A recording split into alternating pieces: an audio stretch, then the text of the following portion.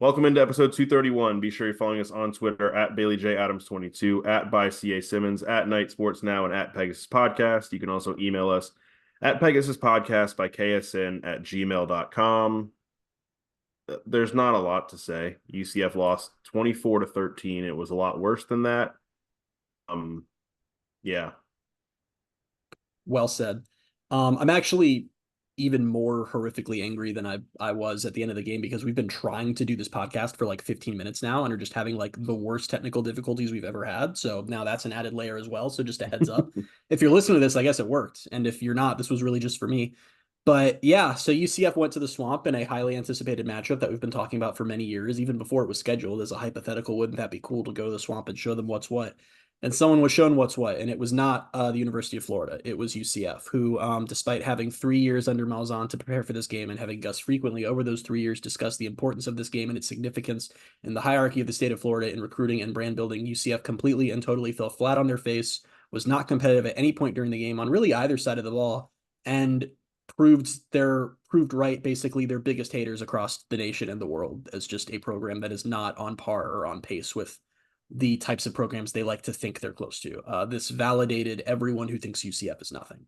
And it's coming off the heels of the worst home loss in almost 10 years. And that's coming off the heels of them needing a miracle comeback to beat what has turned out to be a very bad TCU team. So I think that more or less is just where we're at, if that puts a bow on it.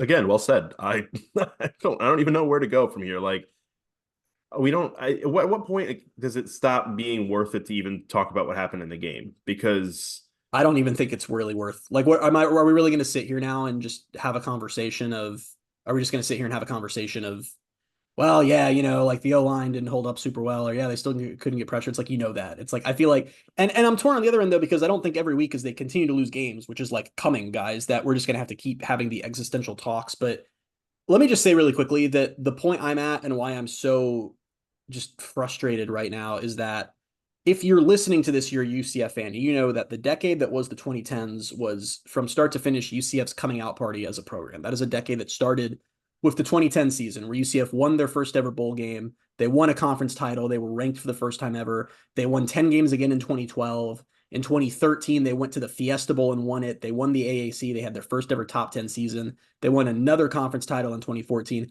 They overcame a winless season in 2015 to come back and be undefeated 2 years later and win another major bowl game and finish in the top 10 for a second time. They backed that up with another undefeated season right after that. They backed that up with a top 25 season. And that was the end of the 2010s. And I remember literally when the clock flipped from 2019 to 2020, sending a tweet about how this was UCF's decade to like show what they could be. And it's so frustrating that now this is going to be season 5 of the 2020s for UCF. And and tonight kind of felt like the nail in the coffin. I'm not exaggerating, guys. I'm sorry. I know that you guys live in the UCF sphere more than I do since I'm more in the college football sphere and some of you don't want to believe this, but UCF has fully and completely erased everything they built in that stretch. I want to be clear about that. Nationally, UCF is nothing. You cannot do nothing for 5 seasons and have people care about you, particularly when you were just at the point where you were a fledgling building of your brand.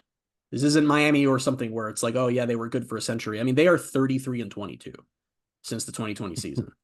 And they've done nothing of note. And now to get to this game, which was supposed to be your big validating moment, and just look not too far off from how you looked when you were playing Florida in the Swamp 15 years ago, 20 years ago, really.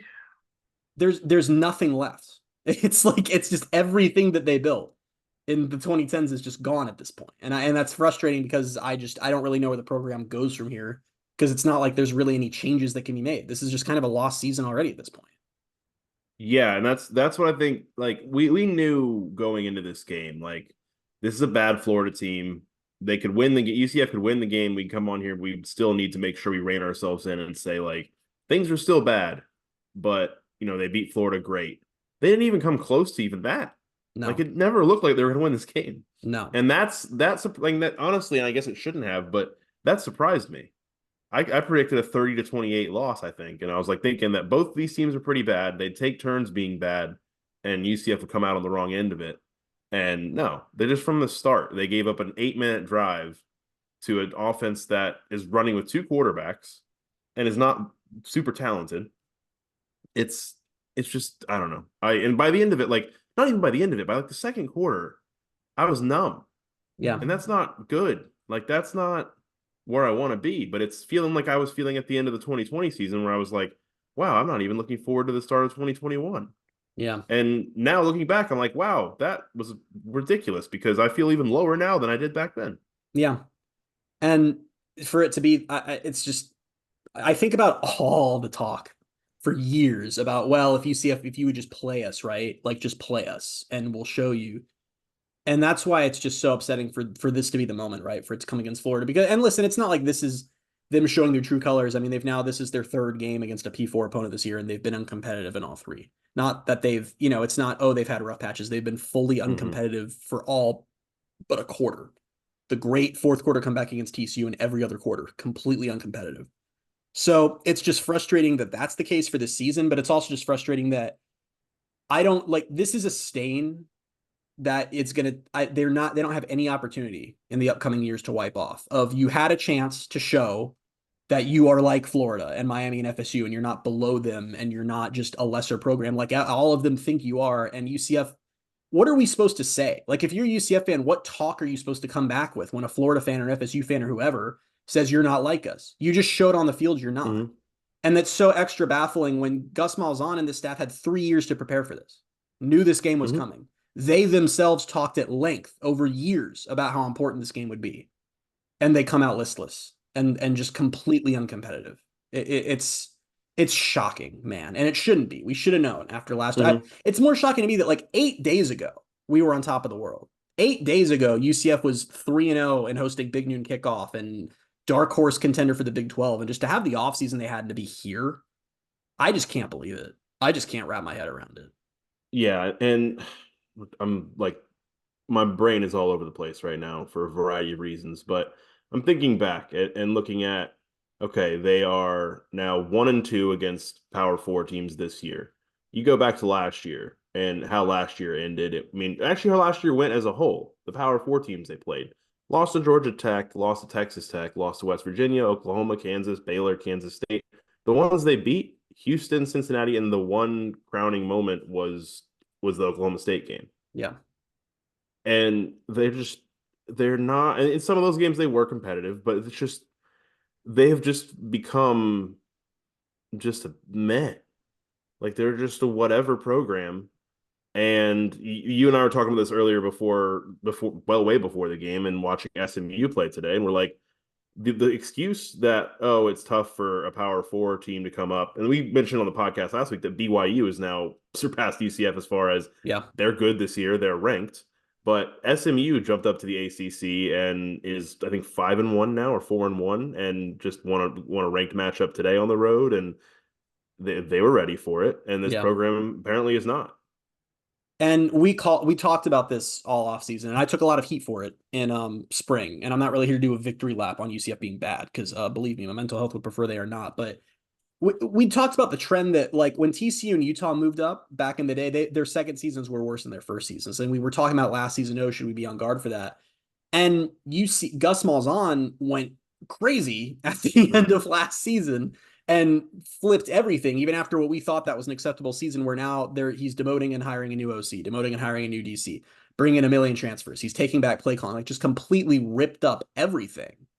And we said at the time, that's a gamble, because if you're acting like this, then fans expect results. And it's just, this isn't a situation where UCF acted like they're trying to win the Big 12 and people are talking about like a dark horse Big 12 thing, a Big 12 contender, excuse me. Then they come out and are only like 7-5.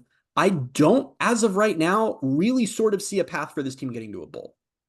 Do you see a path? I'm not trying to be reactive to a loss and say, oh, and just be all in a bad mood and I don't think they're going to bowl. Where the hell are the wins? You're don't have a defense. The offense is broken. KJ's still playing badly. They are through 3 games against Power 4 teams and have yet to be competitive. Where are they going to find wins on the schedule? So there's like 3 different conversations I want to have right now. We won't have all of them maybe today, but for one, I will credit the defense. They did not give up any points in the second half. So, I mean, they kept UCF around. And it was a shock to me that we come out of this game with the offense being the problem.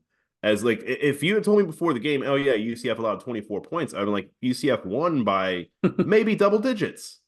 Like I would have thought maybe like 35-24, 38-24. No, they scored 6 points for most of the game, and they get one RJ Harvey touchdown run, and that was it. And their Yeah. last ditch effort to try to come back and do whatever they could do was KJ Jefferson throwing one of the worst interceptions I've seen since his week 1 interception against New Hampshire. Yes. But as far as what you said is reacting to one game, it's not. I think it's not reacting to one game. It's reacting to the trend and the landscape of this conference. I guess Yeah. it's Cincinnati looks better than we were expecting. So Iowa State's very good, and we thought they'd lose at Iowa State anyway, just because it's a tough place to play. That's a good team. BYU's They better than we crushed thought. Baylor. They're They crushed right Baylor now. tonight, by the way. Yeah. And then Arizona is a good team. At Arizona State's always gonna be a tough game. At West Virginia, and then Utah. Like, yeah, I mean, because I want to say maybe because of the Big 12 and the way that it is, UCF will somehow run into 3 random wins there. But I can't tell you right now where they'd come from Yeah. because I could see them losing to all those teams. Yeah. I don't. And I in don't my know. anger, It's you're right. just I did get carried away. The defense was much better in the second half. And Ted Roof moved to the box for this game, which is interesting. Whatever. But yeah, you are right about that. But it's just, I guess that's the problem, right? Is it's like whack-a-mole. It's like every time it feels like they maybe solved one thing, there's something new. It's like, oh, okay, the defense has a pretty solid second half, but the offense can't do anything. I mean, the passing game doesn't exist. It actually doesn't exist. Kobe Hudson had 1 catch tonight. KJ looked so rough throwing the ball, and I'm just having a hard time wrapping my head around how I just don't get how a quarterback who we were very excited when they landed KJ, and rightfully so, because it's not like this was some unproven guy. This wasn't like a JRP where, oh, let's see if this wide receiver can throw. This was a guy who had thrown for like 8,000 yards in the SEC, who'd had 2 different is seasons like where the he threw SEC's for, like leading passer or something like that. yeah, had 2 different seasons where he threw for 2,600 yards on a high completion rate. It's like, it's just, I don't get why it hasn't worked here. I'm not going to offer like suggestions as to why, because I just don't know the answer. There are so many things I'm confused on. I'm confused on why this is supposed to be, it's Andy Staples. You sent me this tweet. Andy Staples from On3 was covering the game, and he pointed out his confusion of how UCF's supposedly up-tempo offense milks the entire play clock every play. He pointed out multiple times where Florida's defense is confused and UCF waits and allows them to get set. Even late in the game, when there were 3 minutes left and UCF gets the ball back down 2 scores, they were letting the play clock go all the way down. And I just don't, I don't know what's, it just feels like everything is kind of messed up right now. And I do feel like we talked about this a little bit in the offseason of when Gus said he was going to take back play calling. We talked about where is he going to, what is he sacrificing to make that happen? And it feels like everything's suffering as a result. And it's just, listen, it's hard. I know this sucks, but it's like, it's just hard to not be pretty negative right now because we're 3 games in against real teams and all 3 have been a disaster. They won one on a fluke and the 2 others have been complete disasters. Yeah. Yeah, and I don't see how it gets better. I don't see that's the other conversation maybe we can have, or maybe we can save it for this coming week. But it's like what is the path forward and why should it be KJ Jefferson at this point? Yeah, I know they only have 1 conference loss, but what does it like really like? I don't even really want to pull that. so I will say that I think you need, I think before you do the quarterback change talk, you need to go lose to Cincy and then you can have the talk. Because my thing with that is I know everyone's ready to bench KJ and like, listen, not far off. This hasn't worked. It just hasn't worked. But it's not a secret that no one behind him has looked awesome. That they didn't look awesome in spring. They didn't look awesome in fall. It sounds like they haven't looked awesome in practice. This isn't a situation where UCF savior is sitting on the bench. Now, the reason I say wait for the Cincy loss is because then once you're at 2 conference losses, okay, all your goals are done.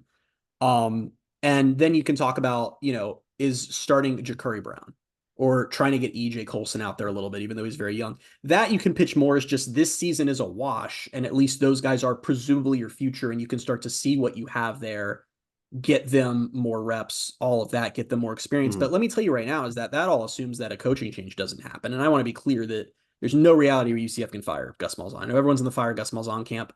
I understand, but it's just a physical impossibility. They cannot raise that kind of money to do that. And honestly, I don't even think they want to. I can't imagine Mahadra and Cartwright right now are like, let's fire Gus. But I am curious to see what Gus does here because I don't think either outside observers or inside observers would say at this point in time that this is working. And this loss is where things are going to start to get bad. And I don't just mean start to get bad like they will lose more Mhm. games. I mean, this is the type of this 2 week stretch, this 2 game stretch is the type of thing that causes donations to dry up. What are you the kingdom having hitting up all of UCF's richest fans to ask for all these money to bring in all these transfers and to do this with it? Why are they answering that call again? The money Yeah. starts to dry up. Recruiting is going to start to dry up as a result of the money drying up, and also as the fact that recruiting is momentum based. And I don't know why players want to come to UCF when this is what's happening here. We're probably going to start seeing Hmm. crowds start to dip a little bit as the season goes along. I mean, this is where everything goes off the rails. So just if you're Gus, you're not going to be fired, but what's the benefit in staying other than the paycheck when you're already a very wealthy man? What's the Yeah. benefit in keeping this going? Ego. It feels kind of over from where things are right now. It would be ego and not being ready to or willing to admit that he didn't get it done and that he's just going to walk away. That's really what it would Maybe be. I don't know. I just and like I said, I'm not predicting that he's gonna retire because listen, if I was guaranteed like the amount of money he's guaranteed, I would be like, I'm gonna sit here until you find a way to get rid of me. It's a lot But of work though. Like, I it mean, is a lot of work. But I just I this was the reset year, right? It's like you can't pull, we're gonna go this offseason and reevaluate everything and try something new. That's what they just did. They just mhm. had an offseason where they tore everything up and tried something new. And the something new is somehow worse than last year. They appear to be worse than they were last year. Yeah. So I And don't know how you justify keeping this going. looking back to last year too, like by this point, like well before this point, John Rice Plumlee, your starting quarterback, had gotten hurt, and you were looking better on offense with Timmy McClain Yeah. than you are with this guy for all this money from Arkansas and who had all these stats and a lot of fanfare around him. Like, I can't believe it's gotten that much worse. Yeah. And honestly, the thing about KJ, and this is like, I feel like, I don't know if this week's episode is going to be a Cincinnati preview or just more talk about this game, to be totally honest, but, or just the direction of the program. But the thing about KJ that's Yeah. frustrating is, yeah, so he's not throwing the ball well. I think it's a two-way street. He is missing open guys and he's not reading the field well, but also UCF's receiver depth took a hit with Townsend gone, and it seems like guys really aren't getting Mhm. open. The O line also struggled at certain points tonight. Cade and Kittler kind of disappeared early on, and Cam Kinney came in at center. I don't know what the update is there, if we've gotten one, but what's frustrating about KJ is, yeah, he's not throwing the ball well, but when things break down, we talk about him being a mobile QB. He's really just not that mobile, and I don't know if that's him just not being as good of shape as he was at Arkansas or what, but he's really just taking sacks head on. He's turtling. Um, yeah, that's the thing, and it's like at least with someone like Timmy, which I can't believe I'm even saying that. Yeah, he'd do dumb stuff and couldn't throw downfield, but he was fast. And when things broke down, he'd run around and try to figure some out. KJ, I don't know. He looks like a statue when things break down, it's just that's one of like 90 problems with this team, but it's one of the most Yeah. notable just because it's the quarterback, and it's like I don't know what's going on. I don't remember who tweeted it, but I think it was UCFM. It said watching KJ Jefferson is like watching football in slow motion. And it Oh it does man, feel that way because yeah, everything feels so slow, and it's not something that I expected to see. And I do kind of want to go back and kind of, I guess, not admit, but tell you that you're right, obviously, about they can't talk quarterback changes yet because, yeah, they got to go get that second conference loss first. It's just, I think, more of a indictment on like where I am. Like, I'm ready to say, yeah, this season is a wash. They're not getting any better, and it's all a mess. And yeah, fine, let's just see what we have for next year. But they obviously can't do that publicly yet. Things have to get worse before they can say, yeah, let's try something else. But I'm there already, and we'll see how long it takes to get there for everyone else. So I don't yeah. know. I don't know. This also does not, and I could be totally misreading the situation. This does not strike me as a Gus and John Rice situation where Gus is like, I'm going down with the ship. I think Gus would be happy to move on from KJ if he feels like that's necessary. But this is exactly the situation that we were kind of drifting into at towards the end of the 2020 season, where we're sitting here and I'm just kind of like, what's your message to fans? How do you keep, and this is like the worst thing to say when you have a UCF podcast, because like, listen, guys, the ratings go down when they're bad. That's fine. We deal with that as podcast hosts. We understand that not everyone Mhm. wants to listen to how their team is not good at football, but so it's probably the worst thing to say when you're producing UCF content. But what's the pitch if they go on to be like 5-7 or 4-8 this year, which feels along the lines of where things are heading, unless things dramatically change? What's your pitch to stay engaged for next season? What's your pitch to believe things are going to be magically different? Particularly when, yeah, UCF just signed their best recruiting class ever last year. None of the guys are playing. They are not playing true freshmen. Chasen Johnson finally got out there tonight, looked really good. in the second half. And no one's playing. So you can't even pitch on a youth movement or like 2016. Like 2016 UCF was a little rough. They went 6-7. There were some bad losses, but the whole team was young guys. So you were excited. You could see the vision. Yeah. This season was supposed to be the vision. It's KJ. It's RJ Harvey. It's an experienced D line, Ricky Barber and Lee Hunter, who've been here for years. It was supposed to all come together and you could be a Big 12 dark horse team. And instead, you are somehow worse than your transition team from last year that lost 5 in a row. And I'm kind of talking out loud, but also kind of genuinely asking, what's the vision you pitch fans on to come back next year and still be interested in this program?